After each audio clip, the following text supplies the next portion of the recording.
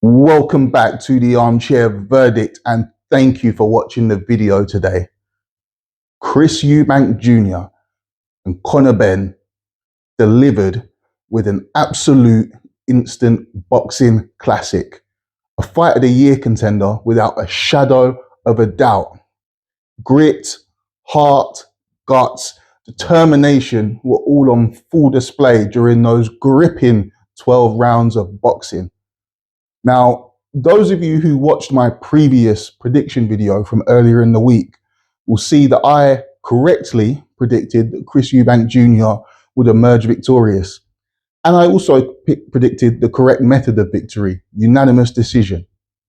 However, I have to put my hands up and say that I was wrong. Because even though I got the correct winner and the outcome, the method of victory right, I did not predict that that fight was going to be as competitive and entertaining as it was. Like, I was gripped from the first round to the 12th round, first bell to the final bell.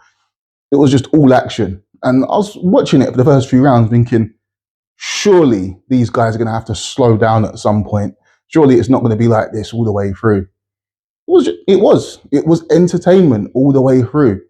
It was like a Rocky movie. It was unreal stuff that was being shown there. I mean, I dismissed this fight as a bit of a cash grab, a bit of a gimmick fight. This was far from that. Both of those men were in there for more than the money. They were in there for pride, legacy, self-respect. They tapped into parts of their soul that they've probably never had to tap into before. There were several moments throughout that contest where either man could have easily been broken and folded, where many lesser men would have been broken. And they made sure to dig deep and drag themselves through to make it to that 12th bell, that 12th round final bell, and just keep swinging and trying to make it happen, trying to finish the job. I can't put into words what I saw there from both of those guys. The respect level from both of those fighters has gone through the roof. They showed that they're cut from the same cloth as their dads. Anyone who saw Chris Eubank Sr. and Nigel Benn fight knew that those men were warriors to the core. And that both of their sons showed last night that the apples haven't fallen far from the tree. Before I wasn't subscribed to this fight, I wasn't buying into it. I wasn't buying what they were selling, really. And they made me a believer. Honestly, I'm happy to say I was wrong. This is one of the few times in life where I'm happy to say I was wrong. And I heard it was a 2-fight deal. I was rolling my eyes like, here we go. They're just trying to milk it. I'm fully subscribed to the rematch. If we can get more of that again for another 12 rounds, sign me up, take my money. It was amazing. That was what I want. When I watch a boxing match, that's the level of entertainment that I want. Just everything about it, the crowd, the stadium, it was unbelievable. Now, I do have to say, there are probably reasons why it was so competitive. And I do have some concerns. Like, I heard after the fight, Chris Eubank Jr. was taken to hospital as a precaution. And this takes me back to the weight and the rehydration clause. I don't like this. It's not safe. I'm really hoping if there is a rematch, there's no rehydration clause. I don't want to see fighters boiling themselves down and put in unsafe predicaments that can affect their health. No one wants to see that.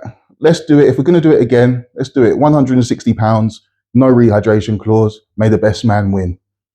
Because I truly do believe that had an impact on the way the fight went, and maybe why the energy levels and the explosiveness of Chris Eubank Jr. isn't what it has been in the past. Also, the small ring. I think the small ring definitely played a part. I watched the card from the very first fight to the end. So I watched it straight from the start. I think the first fight was Chris Billam-Smith and Glanton. And it was immediately obvious to me how small this ring was as soon as I saw those guys step inside it. And they're cruiserweights as well, so they're bigger guys. So it probably did stand out a little bit more. But I was like, well, yeah, it's a small ring tonight. It's not going to be a pugilistic performance from anyone. We're going to get phone box fights in the pocket because there wasn't enough room to move around, stick and move in that ring. So that clearly favoured Conor Benn and allowed him to drag Eubank into the kind of fight that would favour his style. So you add into the ring, the rehydration clause. These are factors that definitely played a part and made the fight more competitive than maybe I would have anticipated. But also, we have to give credit where it's due. Maybe Conor Benn is better than I was giving him credit for. Maybe Chris Eubank Jr. is on the slide. Maybe he was affected by the rehydration clause. It's all maybes. But one thing's for sure, the fight delivered and it was amazing. And also, one thing I have to say, I was over the moon and delighted to see Chris Eubank Sr. show up in his son's corner and be there for him when he needed him. It wouldn't have been right if Chris Eubank Sr. wasn't there. This was started by Chris Eubank Sr. and Nigel Benn. And both of those men had to be there for this to feel authentic and for it to continue that family feud in the correct way. I'm glad whatever differences those two men have between them, they're able to put aside just for one night and be there for each other, support each other. That made it an even more momentous occasion. When that camera cut to Chris Eubank Jr. entering the arena with Chris Eubank Sr. behind him, me and everyone in my living room was going nuts. Like, oh my God, the group chat started going off. And yeah, I'm so glad because I didn't think he would come, honestly. Just the way things had looked this week, it all looked very bitter. It all looked very sort of divided. And I didn't think he was going to come. The fact he did show up, that made it amazing for me. So I'm really happy that happened. And yeah, which wouldn't have been the same without him. So that's another plus of the fight. Now, as far as the rematch, I mean, I think it makes sense for both men. Where do they go next otherwise? I heard Conor Benn mention the WBC title against Mario Barrios. Yeah, of course, you want to ascend to the top of your sport and be a world champion. So I can understand. He's significantly younger than Chris Eubank Jr. too. I think Conor Benn's 28 years old. Chris Eubank Jr. is 35 years old. So world championship is something that I imagine is still very important to Conor Benn.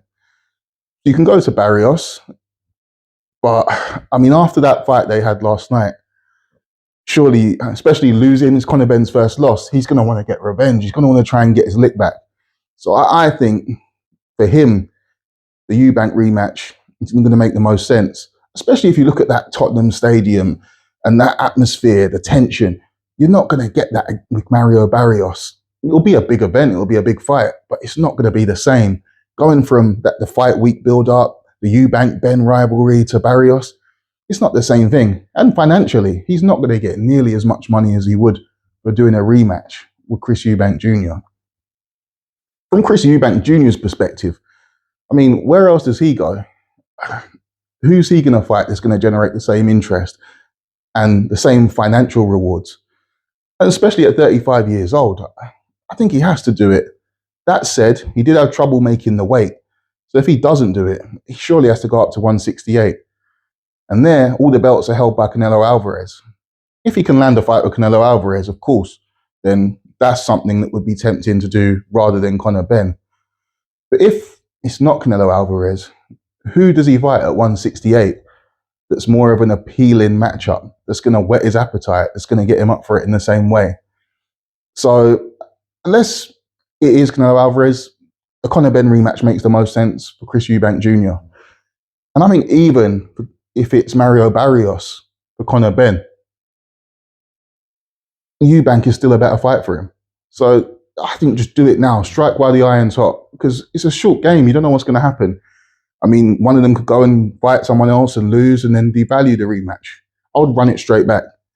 But people, let me know your thoughts. Let me know what you thought of last night.